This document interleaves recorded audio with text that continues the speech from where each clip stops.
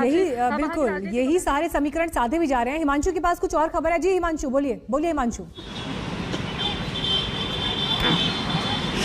देखिए, मेरे पास जो जानकारी आई है उसमें 4 फॉर्मर चीफ मिनिस्टर रहेंगे इस कैबिनेट में, 18 फॉर्मर स्टेट मिनिस्टर हैं और साथ ही साथ जो है 39 फॉर्मर एमएलए हैं जो एमपी चुनकर आए हुए हैं, 23 एमपी हैं जो कि तीसरा टर्म है जिनका तीसरे टर्म से ज़्यादा है, 13 वकील होंगे, 6 doctor, 5 engineer, 7 civil servant, 46 ministers का जो है एक्सपीरियंस सेंट्रल गवर्नमेंट का है।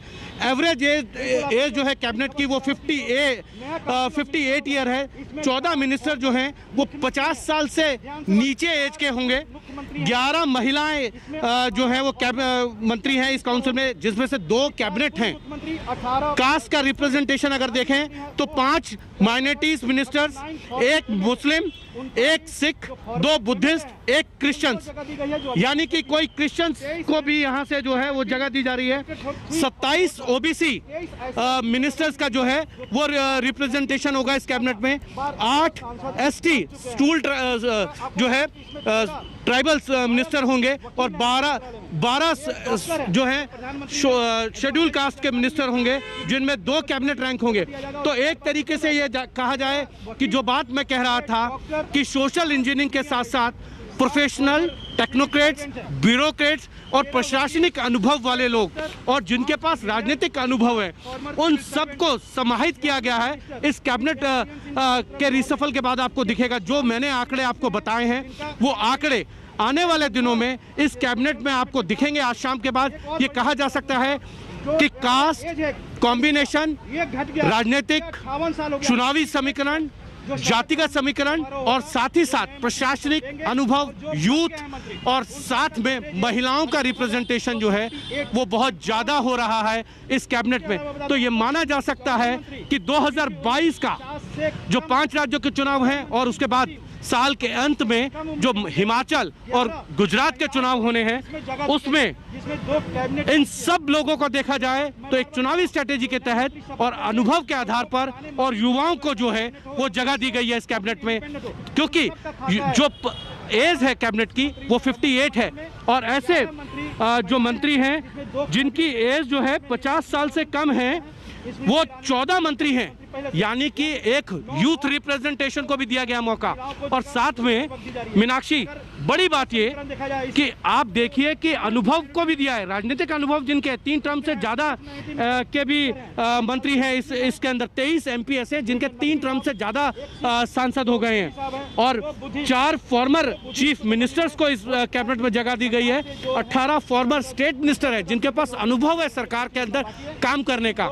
और कास्ट में अगर आप प्रोफेशनल्स में देखें, 13 lawyers, 6 doctors, 5 engineer, 7 former civil servant, यानी कि जिनके पास प्रशासन। और हिमांशु इस वक्त हमको बड़ी जानकारी दे रहे हैं। आज तक के पास ये पूरा कैबिनेट का खाका मौजूद है। ये एक्सक्लूसिव जानकारी इस वक्त आपको हम कैबिनेट विस्तार को लेकर दे रहे हैं। कैबिनेट में 4 पूर्व मुख्यमंत्री शामिल होंगे, 18 पूर्व राज्य मंत्री शामिल होंगे। इसके अलावा 11 महिलाएं कैबिनेट का हिस्सा होंगी। 27 ओबीसी नेताओं को मंत्रिमंडल में शामिल किया जा रहा है। और अगर एक एवरेज एज की बात करें तो 58 वर्ष, यंगेस्ट कैबिनेट आप इसे कह सकते हैं। चित्रा के पास और जानकारी इस वक्त है, पीएम आवास पर ही चित्रा मौजूद है। जी चित्रा, बोलिए।